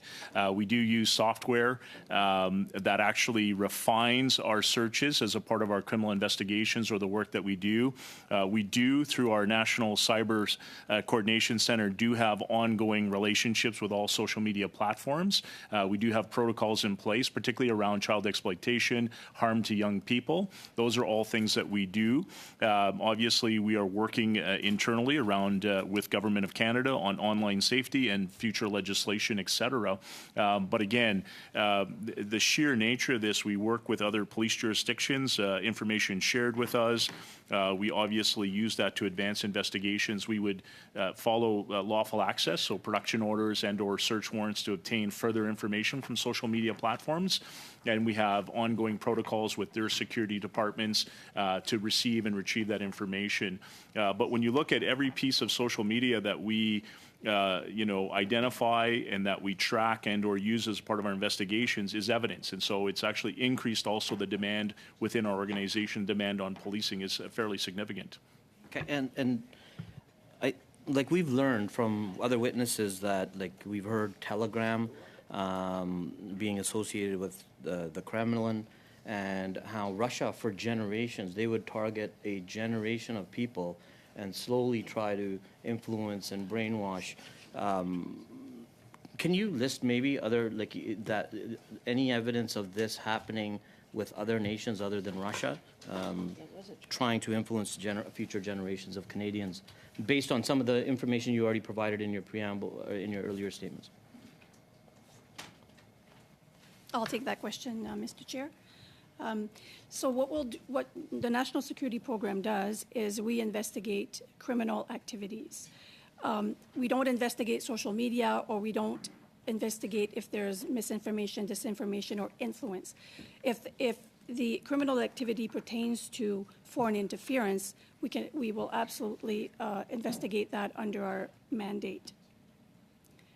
And as part of our investigations, we can obtain information through social media, subscriber information, if there's and other information that we can obtain either through open source or via judicial authorizations. But for the national security program, the criminal activity has to pertain to foreign actor interference, for example. Okay, so there's no officers assigned to monitor social media platforms?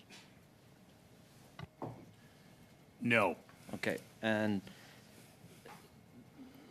so are there any officers specially trained to navigate the platforms at any time to detect illegal activity? Through you, Mr. Chair, yes, we certainly have officers that are trained in cybercrime that actually can obviously go in and look at different information, but we don't actively use any artificial intelligence. We don't use machine learning. We don't use full-time monitoring. I guess I'll use the cyber world as a new neighborhood, and so it's not the traditional piece where we actually have like a patrol car. I'm trying to bring that analogy of policing two neighborhoods. We actively investigate, but we don't actually monitor 24 hours a day, 7 days a week. Thank you, Deputy Commissioner. Mr. Baines, Monsieur Villemure, pour 6 minutes, s'il vous plaît. Larkin, merci beaucoup de...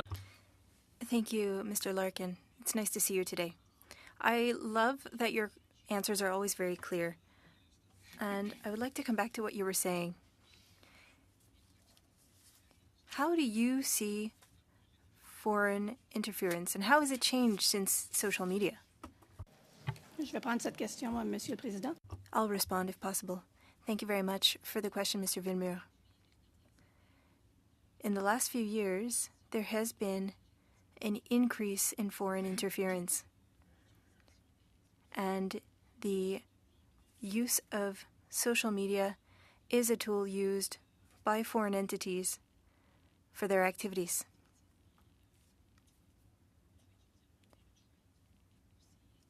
It's a trend. Says that there's been a significant increase in the past several years, and definitely social media, les réseaux sociaux sont utilisés. Et quels sont les impacts? And what are the impact of the increase of the use of social media for Canadian security? It's much more difficult to detect, and that's why education is so important. People need to know that foreign entities can be doing surveillance, and that is why we have public engagement programs, and we work with more vulnerable communities to educate them on mechanisms used by foreign entities for foreign interference. Yes, because usually people don't know that they're at risk. I would like to come back to education, because witnesses have all mentioned education, but we also need to ask for this education. And it's not directly linked to your role, but how can we educate people on a danger that they're not even aware of? Answer: that is a good question. We need to continue our education campaigns. We can't say that we'll stop educating people just because they're unaware of something. It is important to continue these education campaigns and find different means to do it.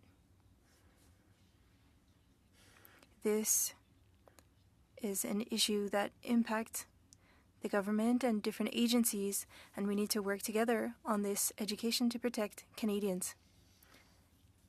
I'm not sure who I'm asking the question to, but have you noticed an increase of the danger since the arrival of AI or generative AI that's been around for about a year? So does AI have an impact on foreign interference, and have the dangers changed or have they increased? To respond to your question, for artificial intelligence, it creates some significant challenges. We can conduct investigations or challenges to our investigations, because I'll just give an example. If you're investigating a threat on social media or someone making a threat through an online platform, well, part of our investigation is to authenticate that video. Right. So that's a very important piece of evidence, and artificial intelligence just makes it all that more difficult to be able to do that. Et la juridiction de la GRC est sur... And the RCMP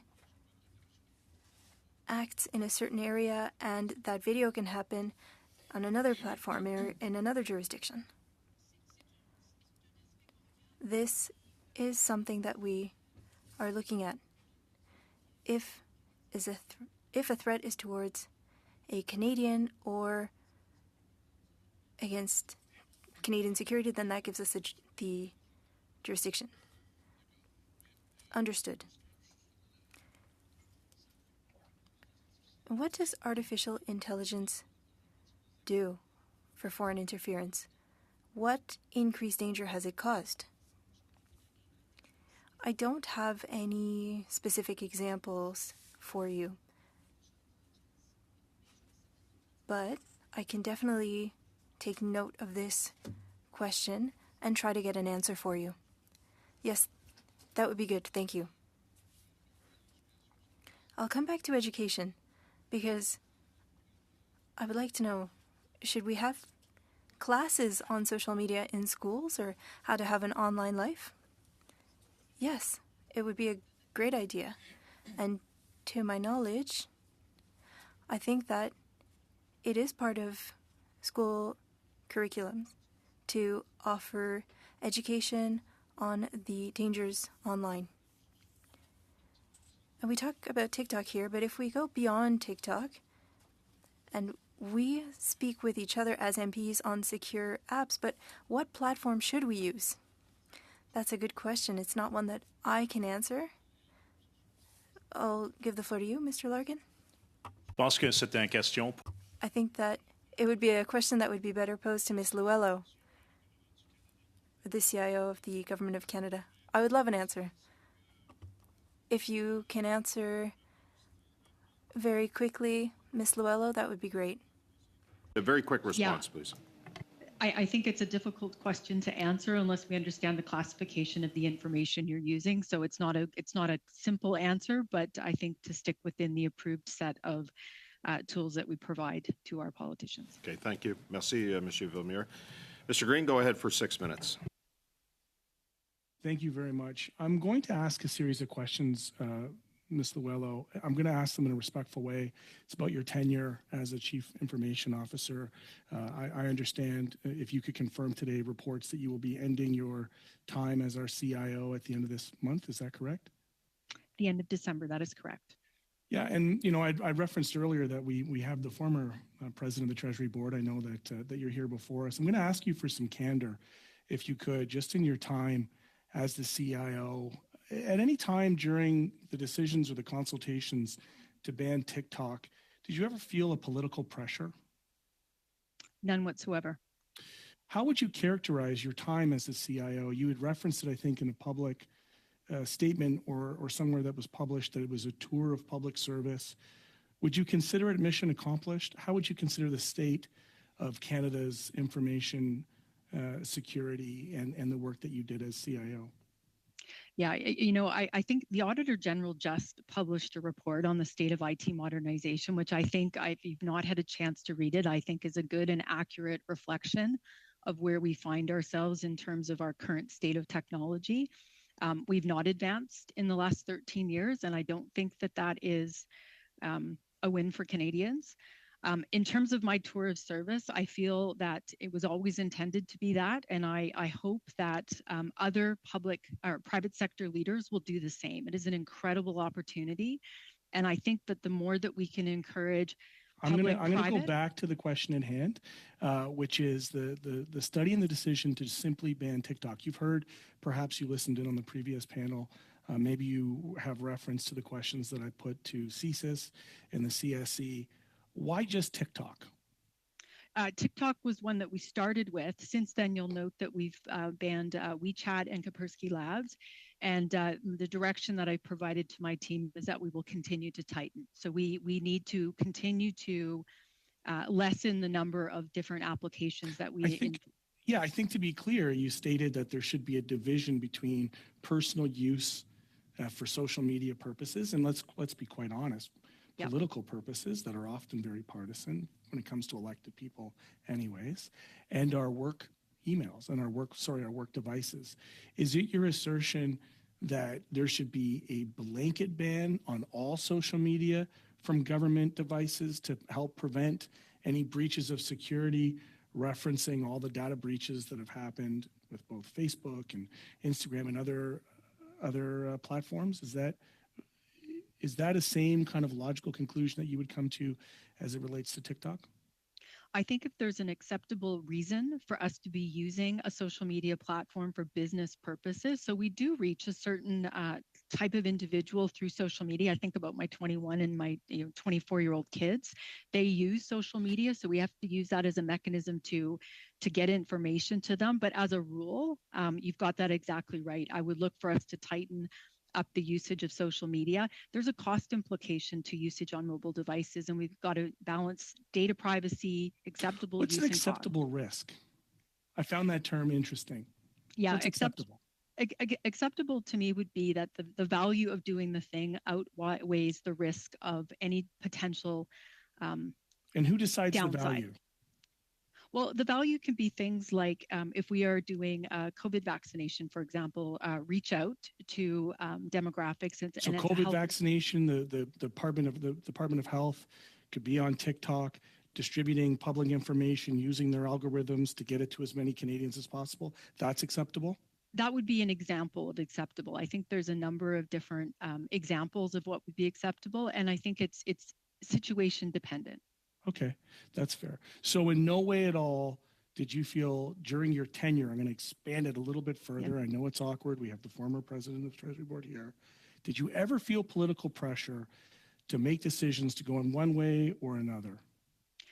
No, and just to be clear, the prior president of the Treasury Board was a great support in terms of, and certainly in my tenure working at the Treasury Board. But I would say, if I could offer, I wish we could go more quickly at things. We need to go more quickly at things. And I think that there is an overhead dealing with all of the different layers around government, past and present, that arrive us where we are. There's something that kind of annoyed me. I'll share this with you. You know, I was on public accounts and government operations, and one of my first studies was an audit on our current state of technology. And I remember asking the question, do we still run things on DOS? Like, is it that old? And in some instances, the answer is yes. It is actually that old. Of course, at that time, we had a level government who said that they were going to usher in this new age of openness and transparency.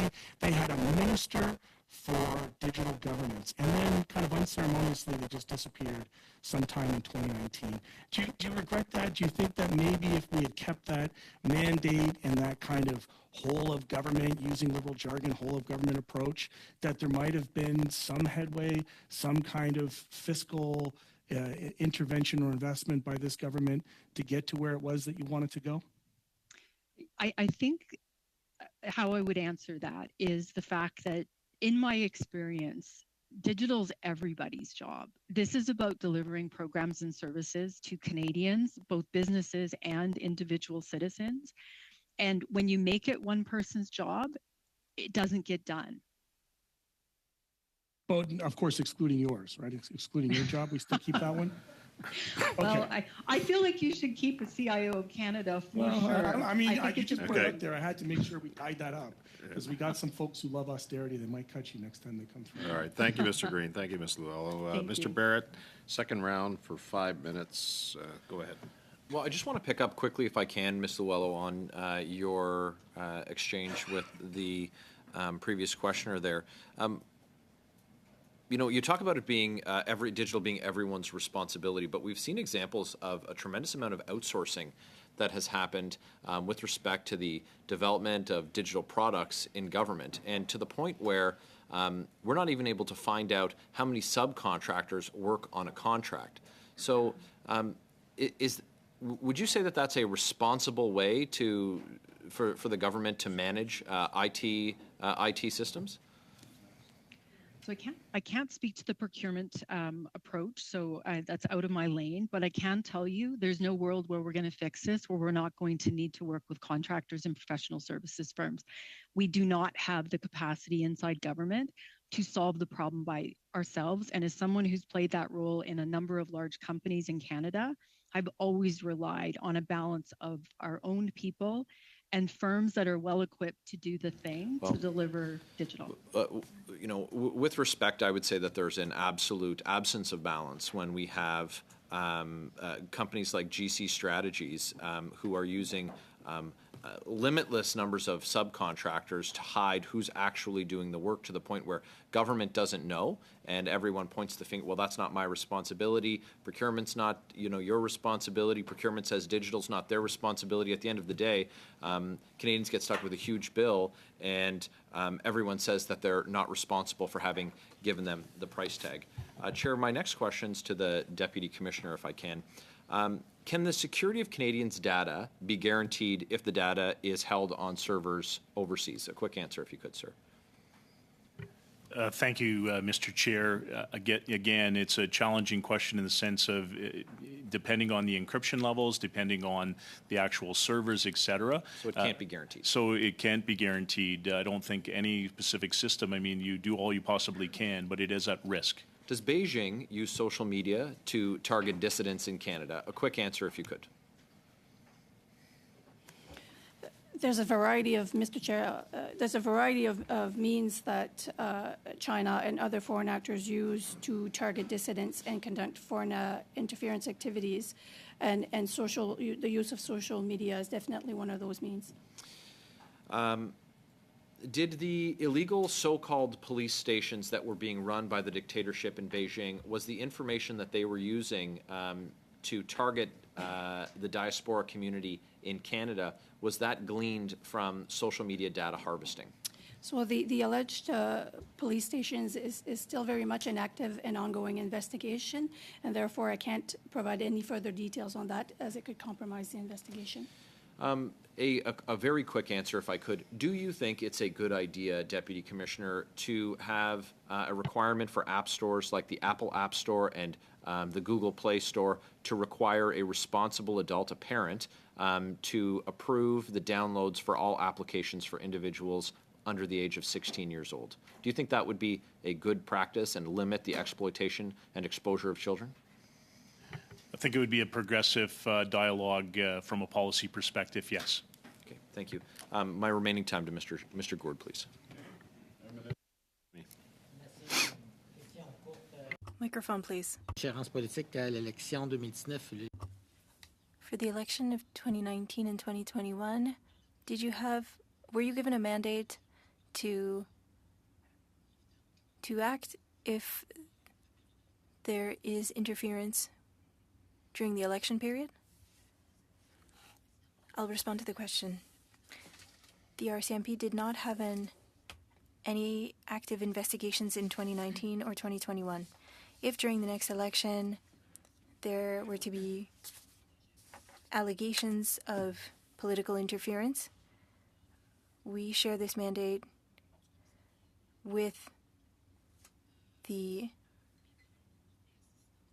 Elections Office, and we can offer support if requested.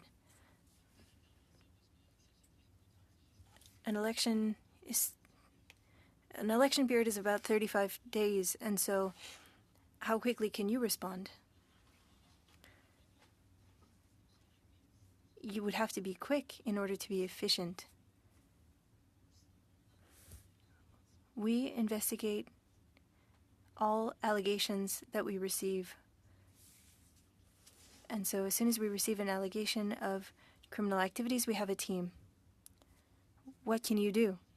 Will you share that there was interference in a certain riding so that it can be known in real time? A quick response, please. There's a wide range of things that we can do to warn people. We have more sensitive techniques that we wouldn't be able to share, of course. for our investigations. But working with the people who were targeted are things that we can do. Thank you. Go ahead. And thank you to the witnesses for being here today. So perhaps I'll start with Deputy Commissioner Larkin. You had mentioned earlier that the majority of the work that you do with respect to this issue specifically is more investigative and reactive. Do you think that the RCMP should be taking a more proactive approach in protection of information, especially on social media platforms? Through you, Mr. Chair, it's very challenging for us as an organization to react to the amplification and the impact of social media. So much of our work is reactive in nature. Through our NC3, we are very proactive in attempting to work on preventative measures, education through the Anti-Fraud Center. Our Child Exploitation and National Exploitation Unit does a series of educational pieces around protecting those vulnerable individuals. However, we would be greatly assisted by legislation that would support other parameters and protecting vulnerable individuals and modernizing. One of the challenges is that we're evolving ongoing around the impact of social media on our society. And so, again, although we would like to transition to that, the reality is that our capacity is limited. Thank you for that. And so just to pick up on potential legislation, do you think it would be helpful for offices like yours, the RCMP, and other law enforcement to be able to rely on perhaps a national registry that has a list of all artificial intelligence applications or their use thereof by social media platforms, so that something for you to rely on to know what is out there? Because I think that might be half the challenge of trying to protect, vulnerable communities, for example, if you don't know exactly what kind of applications or artificial intelligence systems are being used by social media platforms, for example. Through you, Mr. Chair, these are progressive policy discussions and dialogues that should occur as it would actually inform the greater public and those that actually use social media. So in short, yes, so I think we need to consistently evolve as a nation around how we actually continue to manage social media, the impact on all of our institutions, but the impact on our daily life. And so, yes, in short, again, these are modern progressive policy discussions that should be occurring. Thank you very much. I'll ask the Chief Information Officer the same question, if that's okay. Do you think that a national registry that catalogs all of artificial intelligence applications and their uses in Canada would be helpful in ensuring the privacy and safety of Canadians? I will defer to the Deputy Commissioner on that in terms of external, but from an internal perspective, certainly the guidance that we're providing inside of government is to ensure that we have transparency around where we're using AI, and certainly from a generative AI perspective doing the same, and we've just issued some guidance around that. Chair, with my remaining time, I would like to move a motion, if that's okay, and I'll read it out. That notwithstanding any previously adopted motion of this committee, that in relation to the committee's social media and foreign entity study, A, that the committee send invites to any witnesses who have not yet been invited and re-invite, as necessary, witnesses that we are still waiting for an answer to appear. B, that the committee issues a summons for the following witnesses to appear as soon as possible. Firstly, Garrick Tiplady, Vice President, Global Business Group and Country Director of Meta Canada. Secondly, Sabrina Jeremiah, Vice President and Country Managing Director of Google Canada. Thirdly, Paul Burns, Managing Director of Twitter Canada. Fourthly, Xu Zichu, CEO of TikTok. And C, that the committee dedicate as many meetings as possible to complete the witness testimony, and that the committee not hear from any witnesses on studies related to another topic until the committee is satisfied that all witnesses in A and B have testified, and that the committee set a deadline of Tuesday, November 28th at 12 p.m. Eastern Standard Time to submit new witnesses to the clerk of the committee, and, very importantly, Chair, that all witnesses be given reasonable notice to prepare and attend committee meetings. And I believe that the copy of this motion has been sent to the clerk.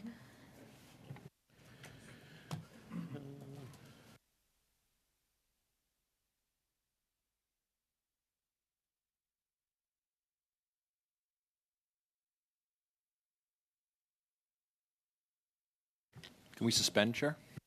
Suspend for a minute. I just need to consult the clerk. We'll suspend for a minute.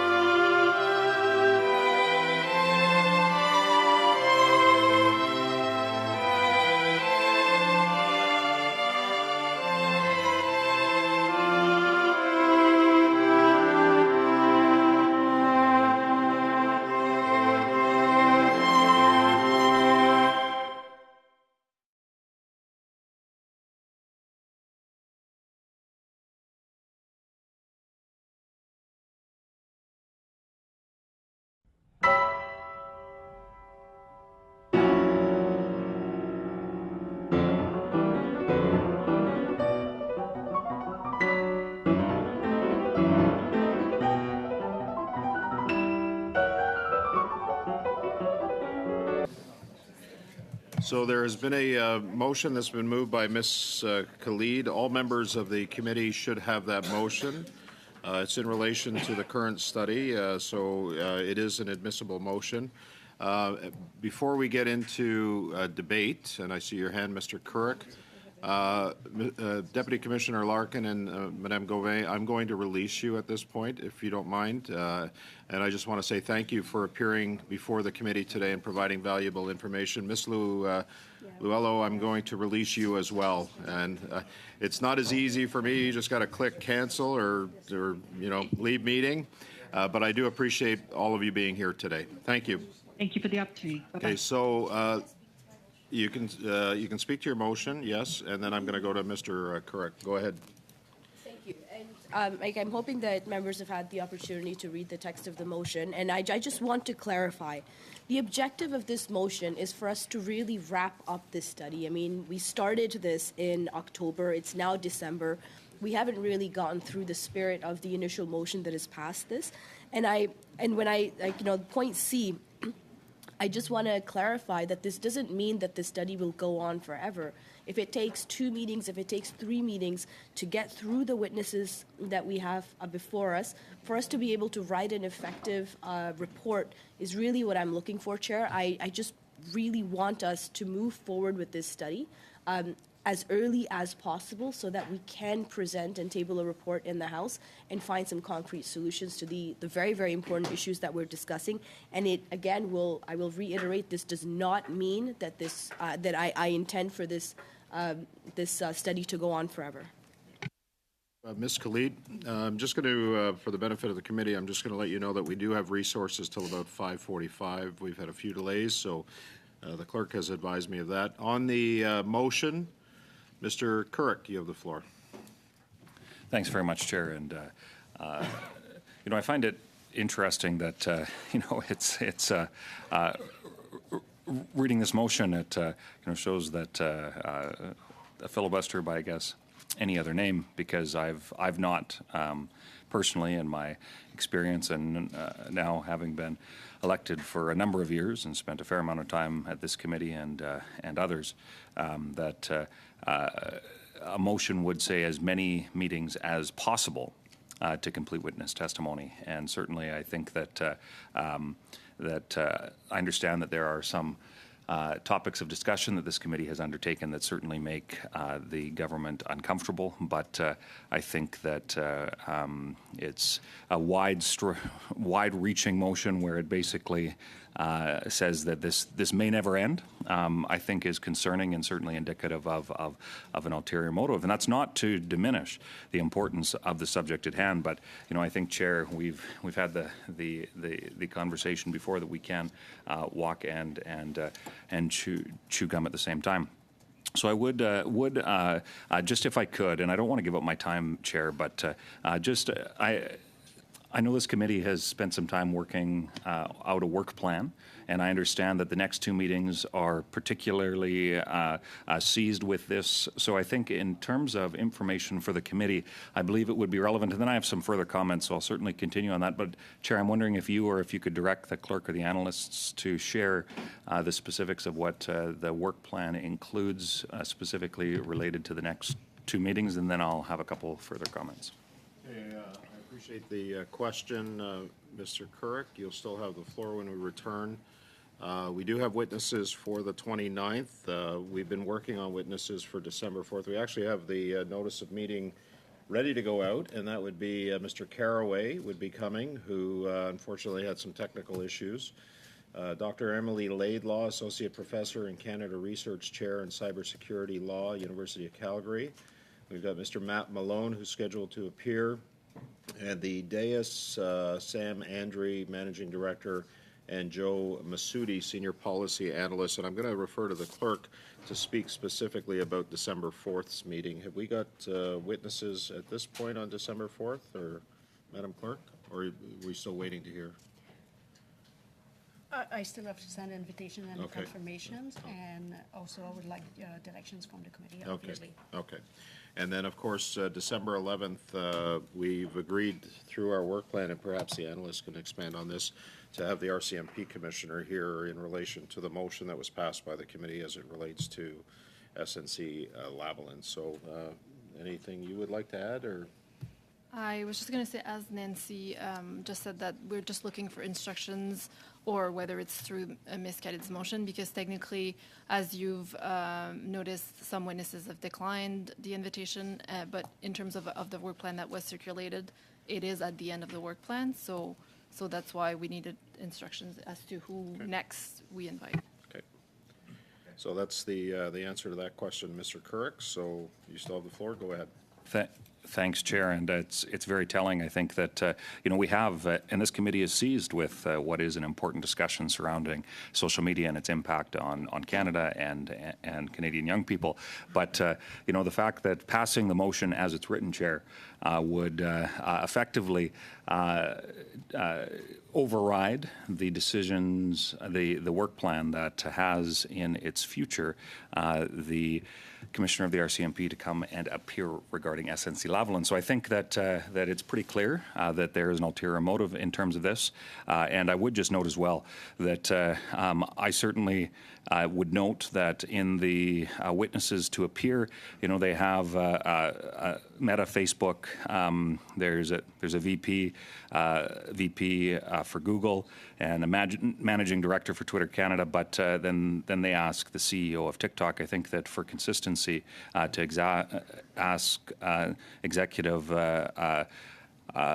members of those organizations to come, I think would be also very reasonable to have this discussion. But that point aside, Chair, I would move a amendment to Ms. Khalid's motion, and it be simply that C be deleted from the motion.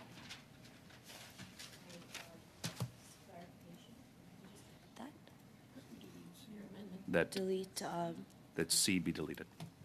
Okay, so the like C in its entirety? Yes. The amendment to the motion moved by Ms. Khalid is to remove section C by Mr. Couric. So that's the amendment. Any discussion on the amendment? Keeping in mind we've got till 5:45. Go ahead, Mr. Barrett. Yeah, Chair, I guess it would be helpful to know the number of witnesses who have declined appearing. So that would be that's important information. So if you could provide that information, and then I would like to speak further to the sub amendment. So I'm just going to go back or the sub amendment. Yeah, I'm just going to go back to last week. I believe the clerk sent out a list of where we were at with the witnesses. Was that sent to all members of the committee? It was requested by Ms. Fortier. But Okay, it was not sent to requested everybody. by Ms. Fortier. So I can send it. if you're looking, if we can certainly send that out to you. If you're looking for information on that now, we can provide that to you. Would you prefer that we send that out to you, Mr. Barrett, or? It would be well received, but Yeah. the number of witnesses, if you could. If we can do rough math here? That would be okay. great. Madam Clerk, if you want to. Not about how many people Well, declined? yeah, how many people have declined? 1, 2, 3, 4, 5, 6, 7, 8, 9. So 9 have declined, but some of them were double because some of them were suggested by the Conservative and by the other Liberals.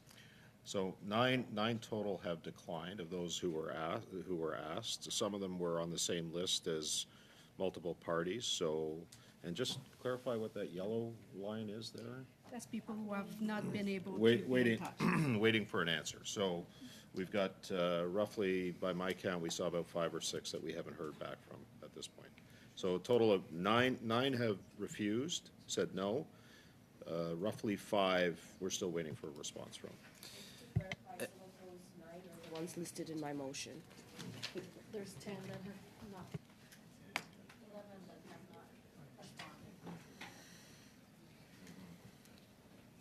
And the clerk just reminded me that some of them were not invited at this point because they were not part of the work plan that was approved by the committee. So, and I just remind members as well that on December 11th, the reason why the RCMP commissioner is coming is because he made himself available to appear on that date, and that was again, you know, we had agreed to start the SNC study after the TikTok or the social media study, but the RCMP commissioner said that he was available on December 11th, so that's why we agreed to have him come on December 11th. So obviously we've got to accommodate his schedule too. So Mr. Barrett? So just being mindful of the time, Chair, I would be interested to know if you sought from committee consensus to action item A from Ms. Khalid's motion, and without just on consensus, and to fit those folks in to based on the work plan that was approved by the subcommittee. So if you have time to do that in the remaining 3 minutes that we have before we run out of resources, and then we can deal with Mr. Couric's amendment and the main motion. But that instructing the chair to just send invitations to everyone that's on the witness list, I don't think requires a motion. It could be done on consensus. Okay. We were going to get to that point anyways. The problem that we have right now is that we have an amendment that we need to dispose of or deal with. So we've got Mr. I mean, if it's the consensus of the committee for us to send, it's not? Okay, so there goes that idea. Okay. Okay, so we're still on the amendment, Mr. Currick. Or sorry, Mr. Barrett, go ahead. Yeah, so Chair, that we have, that we dedicate as many meetings as possible to complete witness testimony. I mean, as many meetings as possible. I guess that's limited only by the resources of the House. It's not it's not as many meetings as necessary, and so just having meetings for the sake of meetings, I don't think is going to accomplish what we need to, and also making sure that we actually have business to populate into the as many meetings as possible would be important. If we're sending summons to folks who've already declined, we found ourselves in the situation at this committee before, which net out the same results with folks who, aren't headquartered in Canada. We saw that with the CEO from Meta before, and I would expect that should the CEO of TikTok, the parent company, not be in Canada, that we would receive a similar response. So, not having limitless meetings, I think, is important. We have meetings that are programmed already, and we have. I'm sorry, Chair. Actually, we can't go to a vote. He's still got the floor. So, but I just can't hear what I can't hear what they're saying. So go ahead, Mr. Barrett, please. So, having unlimited meetings when we can't even get witnesses to fill the meetings that we already have scheduled, I think is not a prudent use of the committee's time. But you've just seen it. There isn't even a will of the committee to act on the proposed amended motion, or the motion not amended, and that's just to send invites to all the witnesses. So to just remove A by having the committee agree to it on consent, or unanimously agree to it, the mover doesn't even agree to item A in the motion. So I'm just not sure how we're going to find concurrence to get through that. But certainly with respect to item C, I think that it's going to be important that we get a vote, on that, because as many meetings as possible is not a reasonable turn of phrase, and it's not a reasonable instruction to the committee. Okay, we're still on the amendment to remove paragraph C.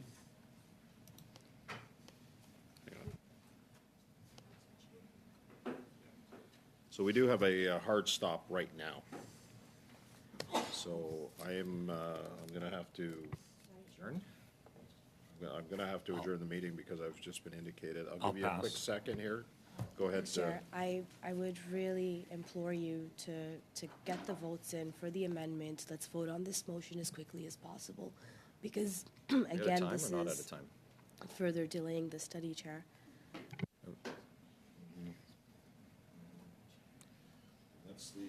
That's the difficulty. If there is more debate on the amendment or on the motion, I can't force a vote, Ms. Cody. I just can't. So, on the amendment, is there any other further discussion? Do we still have resources to continue the meeting? We don't right now. We're done. 5:45. Okay. For resources? I'll leave that to the clerk to respond to. But we've been emailing some of the technical people, and we've been told we have a hard stop. So 5:45. We're at that point. We're past that point right now. Then we should adjourn. Mr. I'm not sure, Chair, if there's anybody else on the speaking list. I think that there's Mr. Currick is on the speaking list. Okay. Go ahead, Damien. Yeah, thanks, Chair. I think that in regards to my amendment, I think it's pretty straightforward, and will be the evidence required to find out whether or not this motion is in good faith or simply an attempt to hide from accountability. So I would, with that, simply leave those comments. I think that Part C of Ms. Clede's motion is not only unprecedented, but a clear attempt to not allow this committee to look at other important matters that are at hand. So with that, I would be happy to allow, I would cede my time to whoever is next on the list when it comes to the amendment. Okay. I don't have anybody else on the list. So I'll call the question on the amendment. Get a recorded vote. And so we'll have a recorded vote on the amendment. We're going to have to do this real quick. Go ahead, Madam Clerk. So on the amendment from Mr. Carrick to delete Part C of the motion, Mr. Baines. No. Ms. Bennett. No. Mr. Callaway. No. Madame Fortier. No. Ms. Khalid. No. Mr. Barrett. Yes. Monsieur Gourde. Oui. Mr. Carrick. Yes. Monsieur Villemur. No. Mr. Green. No. Okay, so the Yeas 3, nays 7. the amendment carries. We're now on to the main motion. Sorry, the amendment was defeated. Sorry about that. I can't do this. I can't take any more. We've got competing committees here tonight. We've got Finance and OGO that are dealing with this. The clerk has advised me that I can't. We're on the main motion. I can't do this, so I'm going to have to. So we'll. Sorry, go ahead.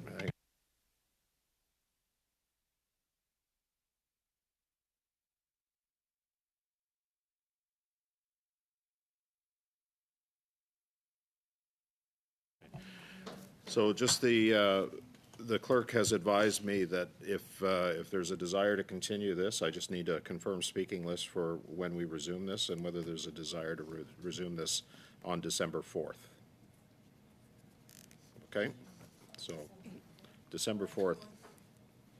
Well, because on the 29 we have witnesses. we have witnesses on the 29th. So is there a desire to have a speaking list when we resume? Okay. I see several hands. So I'm going to move to adjourn the meeting. Yeah. Okay. If it's just a quick vote on the main motion, can we're adjourning. Look, I have speakers on the main motion. I can't continue this. So I'm going to adjourn the meeting.